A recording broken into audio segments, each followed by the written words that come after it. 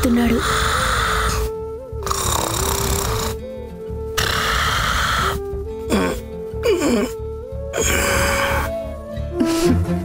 రే నాన్న, మీ నాన్నని చూడాలని చెప్పావు కదా, చూడు కనిపిస్తున్నాడా?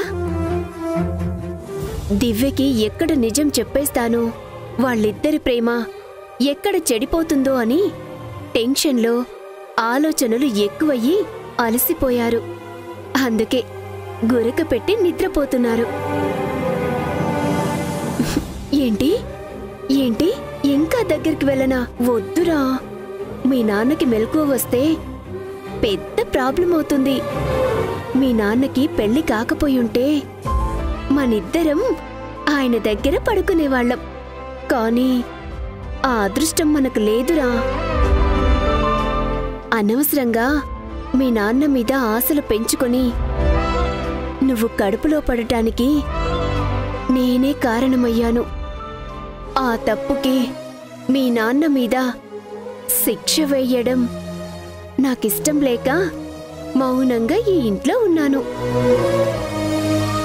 మనం ఈ ఇంట్లో ఉన్నంతకాలం దివ్యకే కాదు, మీ నాన్న దివ్య మీద పెంచుకున్న ప్రేమకి కూడా గౌరవం ఇవ్వాలి. సరేనా? నీకు నాన్న ప్రేమ దక్కకపోయినా అమ్మ ప్రేమలో ఏ లోటు రానివ్వనులే. ఆ విషయంలో నువ్వేం టెన్షన్ పడకు.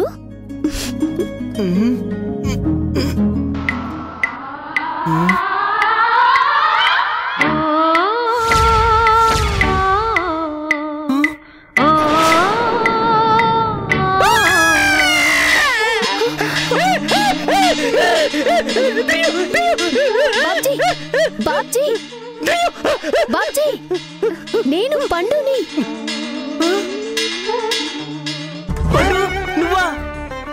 నువ్వేంటి ఇక్కడ? అంటే అది నిన్ను చూడాలని. కాదు కాదు, మంచినీళ్లు తాగాలని. నీళ్ళు ఇక్కడెందుకుంటాయి? మనిద్దరిని దివ్య చూస్తే ఎంత ప్రమాదం అవుతుందో తెలుసా?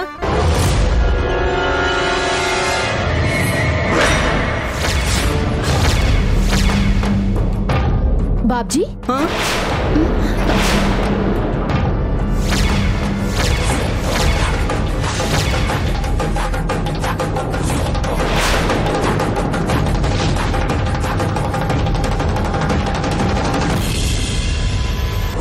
పండు, నువ్వేంటి బాబ్జీ రూమ్కి వచ్చావు? అది దివ్య, అది నాకు కడుపు నొప్పిగా ఉంది. వేడి నీళ్లు తాగితే కొంచెం రిలీఫ్గా ఉంటుందని నేను నీళ్ళు అడగడానికి వచ్చాను. చీకట్లో నీ రూమ్ అనుకుని బాబ్జీ గారి రూమ్కి వచ్చాను. నేనేమో గుమ్మం దగ్గర పండుగారిని చూసి ఎవరో దయ్యం అనుకుని గట్టిగా అరిచేశాను. మనుషులకి దెయ్యాలకి తేడా తెలీదా నీకు? ఆ అమ్మాయి కడుపుతో ఉంది, ఇలా కంగారు పెట్టడం తన హెల్త్కి మంచిదా? అంటే చీకట్లో నీడని చూసి సారీ పండుగారు. అయ్యో, మీరు సారీ చెప్పడం ఎందుకండి? నేనే పొరపాటుగా వచ్చాను. పండు, నెక్స్ట్ టైం నుంచి నీకేం కావాలన్నా నాకు ఫోన్ చేయి. నేనే రూమ్కి తీసుకొచ్చి ఇస్తాను. చీకట్లో అటు ఇటు వెళ్ళొద్దు. సరే దివ్య. ఇప్పుడే నువ్వు వేడి నీళ్ళు అడిగావు కదా, తీసుకొస్తాను. రూమ్కి వెళ్ళు. ఓకే దివ్య.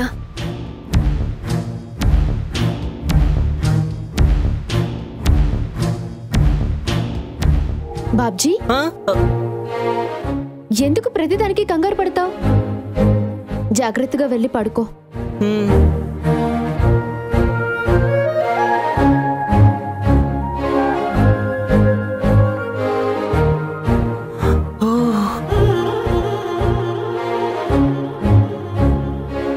ఈ టైంలో పండు నిజంగా నీళ్ళ కోసమే వచ్చిందా, లేక నాతో ఏదైనా మాట్లాడటానికి వచ్చిందా?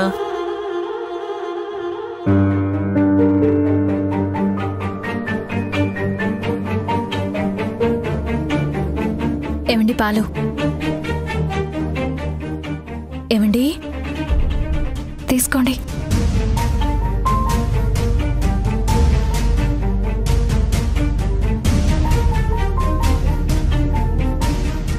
ఏమైందండి? ఏంటి సీరియస్గా ఆలోచిస్తున్నారు? మనసేం బాగోలేదు సంధ్య. ఏం జరిగిందండి?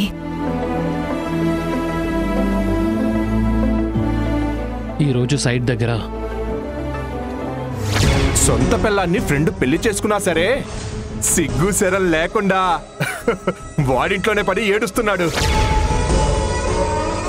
అయితే ఇలాంటి వాళ్ళని ఫ్రెండ్స్ కాదురా, బ్రోకర్స్ అంటారు. ఏంట్రా వాగుతున్నావు? నన్నే కొడతావా?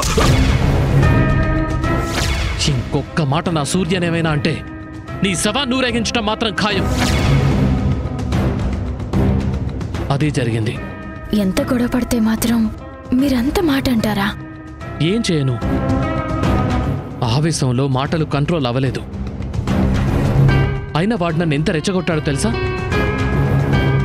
ఈ రోజుతో గొడవలన్నింటికీ ఫుల్ స్టాప్ పెట్టాలని వాళ్ళని నేను మీటింగ్కి పిలిస్తే వాళ్ళేమో గొడవ పెద్ద చేసి వెళ్ళిపోయారు. ఇన్నాళ్ల ఫ్రెండ్షిప్ని, అభిమానాన్ని మర్చిపోయి ఈడియట్స్లా బిహేవ్ చేశారు వాళ్ళు. ఏవండి, వాళ్ళు చేసింది తప్పని తెలుసు కూడా మీరు మాటల్లో తొందరపడకుండా ఉండాల్సిందే. వాళ్ళు నోటికొచ్చిందంతా వాగుతూ ఉంటే నేను సైలెంట్గా ఉండలేకపోయాను సంధ్య. కొన్ని రోజుల ముందు ఆ ప్రతాప్ మీ ప్రపోజల్కి ఒప్పుకున్నారని మీరు చెప్పారు కదా, సడన్ గా ఏమైంది? ఎందుకు కావాలని మీతో వాళ్ళు గొడవ పెట్టుకున్నారు? డబ్బు డబ్బు సంధ్య. చాలా తక్కువ కాలంలో నేను వాడికన్నా ఎదిగిపోయాననే కడుపు మంటతో వాడు రగిలిపోతున్నాడు. సర్లే, జరిగిందేదో జరిగింది, మీరింక వదిలేయండి. అది కాదు సంధ్య, ఆ ప్రతాప్ నేను కొన్న సైట్లో భాగం అడిగినందుకు నేను ఫీల్ అవ్వట్లేదు. నా మీద, నా నిజాయితీ మీద వాడు డౌట్ పడ్డాడు. వాళ్లని మోసం చేసి నేను ఎదిగిపోవాలని ప్లాన్ చేస్తున్నట్టు వర్కర్స్ అందరి ముందు నన్ను చాలా నీచంగా మాట్లాడాడు. ఏవండి, అయ్యిందేదో అయిపోయింది, ఇక వదిలేయండి. కానీ ఒక్కటి మాత్రం చెప్పగలను, బిజినెస్లో పోటీ ఉండొచ్చు, కానీ పగలు ప్రతీకారాలు ఉండకూడదండి. ఆ బుద్ధి వాడికి కూడా ఉండాలి కదా. నా నోటితోనే వాణ్ణి. అబ్బా, వదిలేయమంటున్నాను కదా, అన్నీ మర్చిపోయి ప్రశాంతంగా పడుకోండి. మీ కోపము, బాధ అన్నీ నిద్రలోనే సర్దుమణుగుతాయి. అంతా కూలయ్యాక మీరే ఫోన్ చేసి సారీ చెప్పండి. నేనా? సారీనా? వాళ్ళకా? ఈ సమస్యకి పరిష్కారం కావాలా, పెద్ద చేసుకోవాలా? పరిష్కారమే కావాలి. అయితే తగ్గడం తప్పు కాదండి. మీరు తగ్గితే మీ గొప్పతనం ఏంటో ప్రతాప్కి తెలుస్తుంది. అప్పుడు పశ్చాత్తాపంతో మీ స్నేహానికి పూర్వ వైభవం వస్తుంది. ఓకే సంధ్య, నువ్వు చెప్పావు కదా, రేపే ఫోన్ చేసి మాట్లాడతాను. సరే అండి, లేట్ అయింది, మీరు పడుకోండి.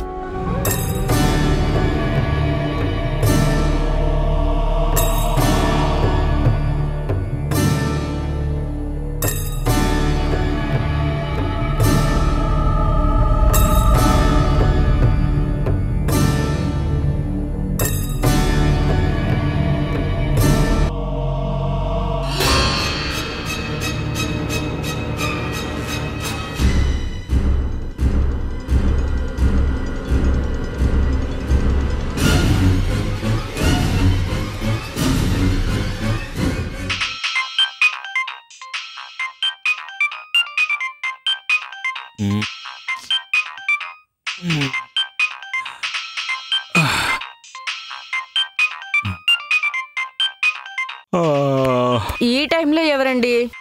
తెలీదు, ఏదో అన్నోన్ నెంబర్. లిఫ్ట్ చేసి మాట్లాడండి. ఈ టైంలో ఫోన్ చేస్తున్నారంటే ఏదైనా ముఖ్యమైన విషయం అయి ఉంటుంది.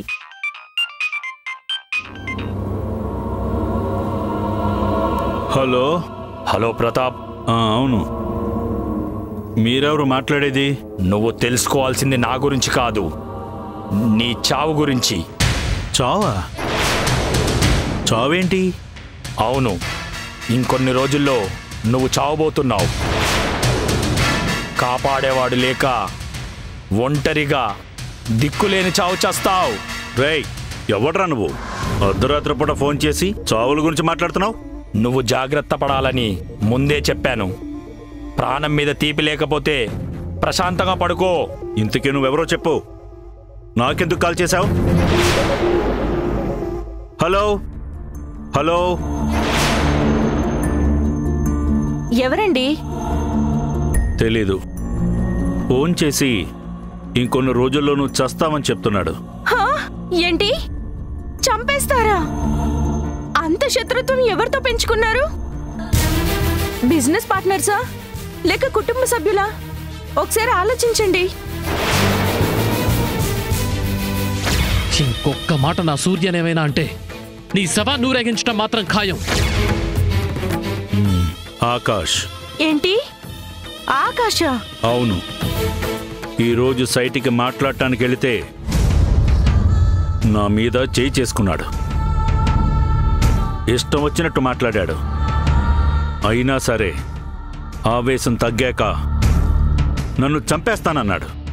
అయితే మీరు ఫోన్లో విన్నది ఆకాష్ గొంతేనా? కాదు, ఆకాష్ గొంతు నాకు తెలుసు. ఇది ఎవరిదో కొత్త గొంతు, కొత్త మనిషి. ఒకవేళ ఆకాశే గొంతు మార్చి చెప్తున్నాడేమో. మీ మధ్య ఇంత దూరం, ఇంత శత్రుత్వం వస్తుందని నేనెప్పుడూ అనుకోలేదండి. ఆకాష్ అంతకు తెగించాడు కాబట్టి మీరు కూడా అస్సలు తగ్గొద్దు. పోలీస్ కంప్లైంట్ ఇవ్వండి. వద్దు. ఈ విషయం పోలీసుల వరకు వెళ్ళడం నాకు ఇష్టం లేదు. దీన్ని ఎలా డీల్ చేయాలో నాకు తెలుసు. నువ్వు పడుకో.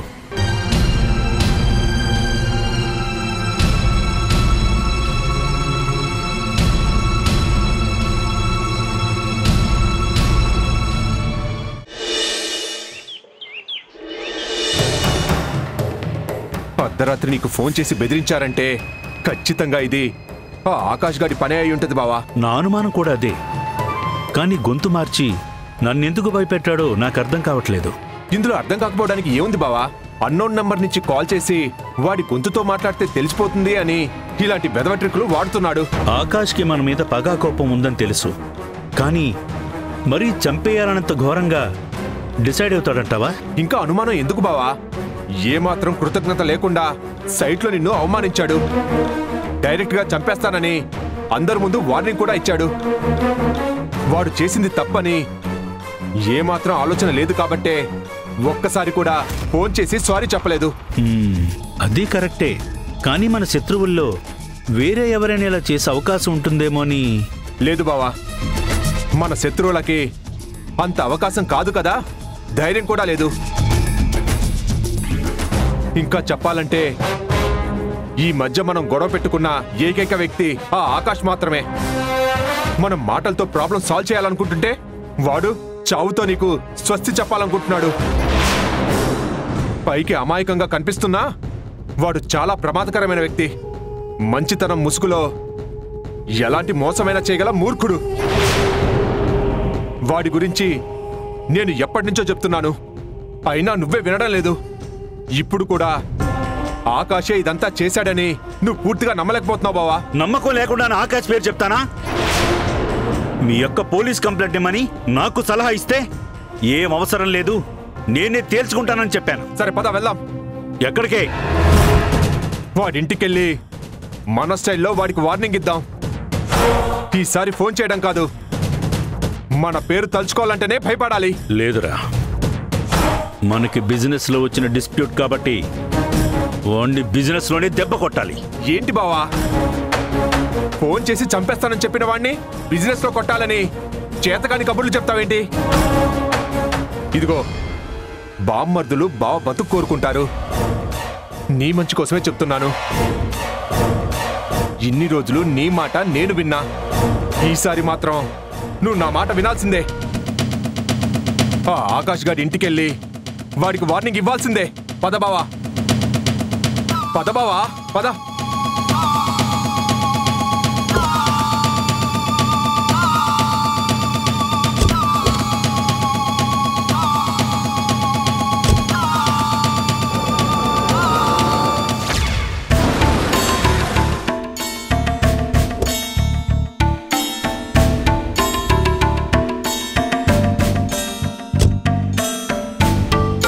బావా, ఈరోజు నువ్వు మాట్లాడేదాన్ని బట్టే ఆకాష్ కంట్రోల్లో ఉంటాడు. ఆవేశం ఏమాత్రం తగ్గకుండా మాట్లాడు. ఏదైనా సమస్య వస్తే ఆ తర్వాత నేను చూసుకుంటాను. అవసరం లేదు సురేష్. ఇంతవరకు వచ్చిన తర్వాత తగ్గాలని నేను కూడా అనుకోవడం లేదు. ఏదైతే ఏదవుతుంది. నువ్వు చెప్పినట్టు మన స్టైల్లో వార్నింగ్ ఇద్దాం. పద.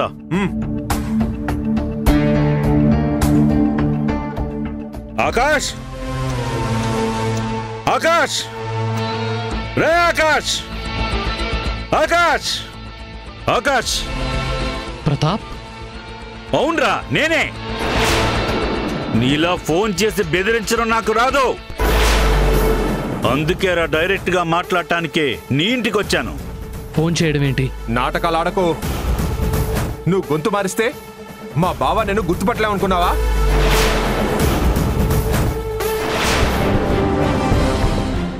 ఏమన్నావు?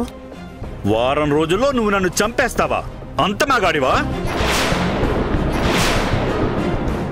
నీ ఇంటికి వచ్చాను, నీ కళ్ళ ముందున్నాను. నిజంగా నువ్వు మగాడివే అయితే చంపరా నన్ను. ఏంటి ప్రతాప్ నువ్వు మాట్లాడేది?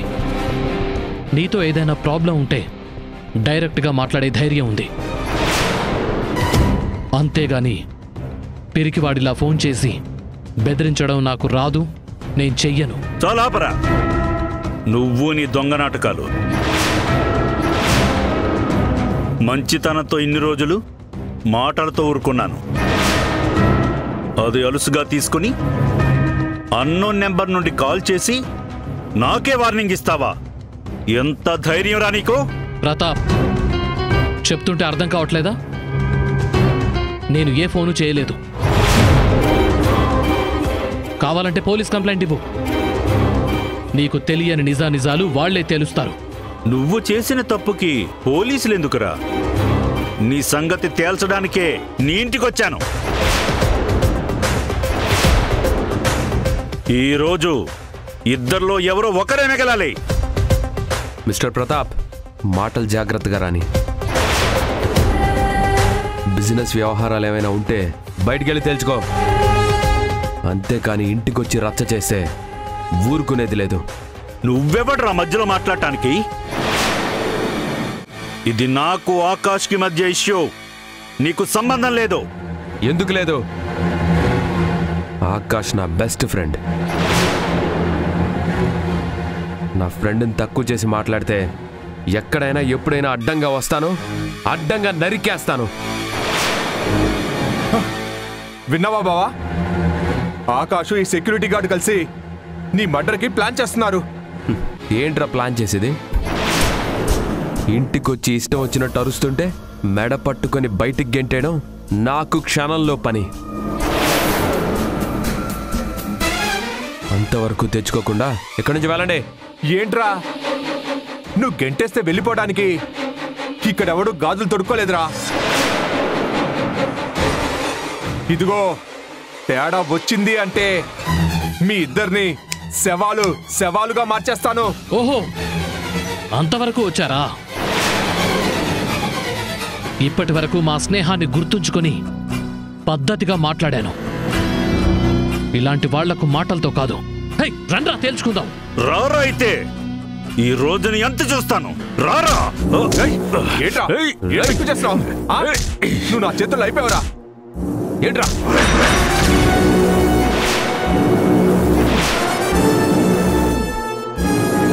రోజు చచ్చారా మీరు? వదిలిపెట్టరా.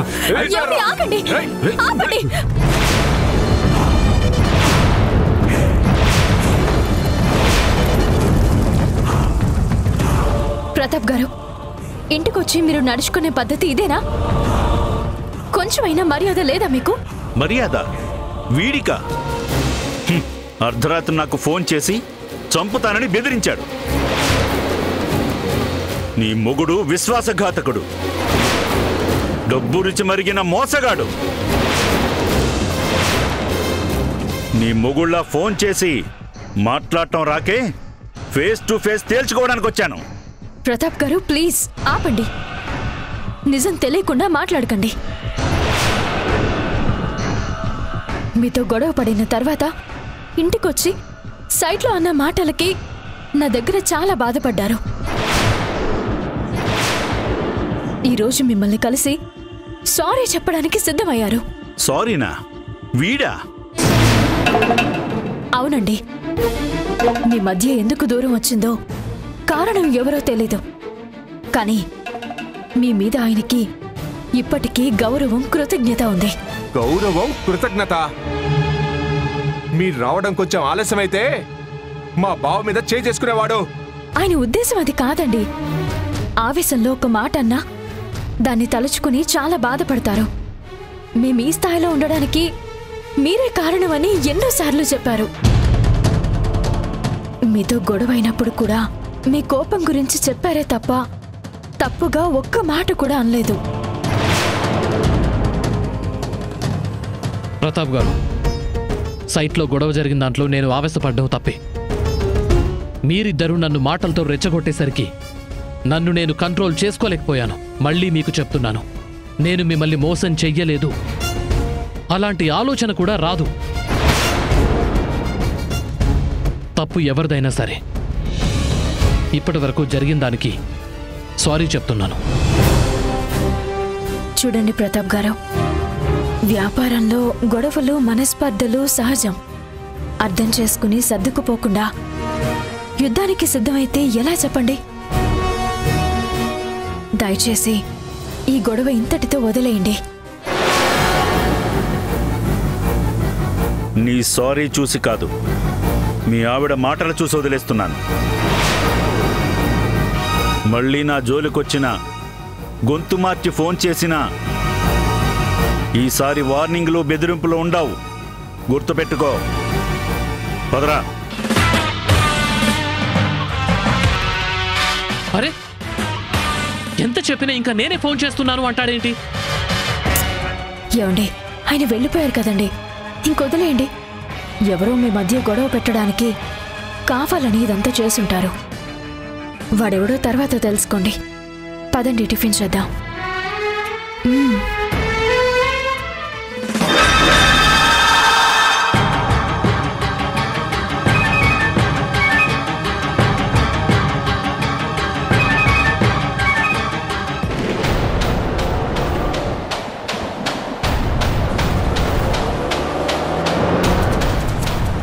ఎక్కడున్నారండి? నాకు చాలా టెన్షన్గా ఉంది.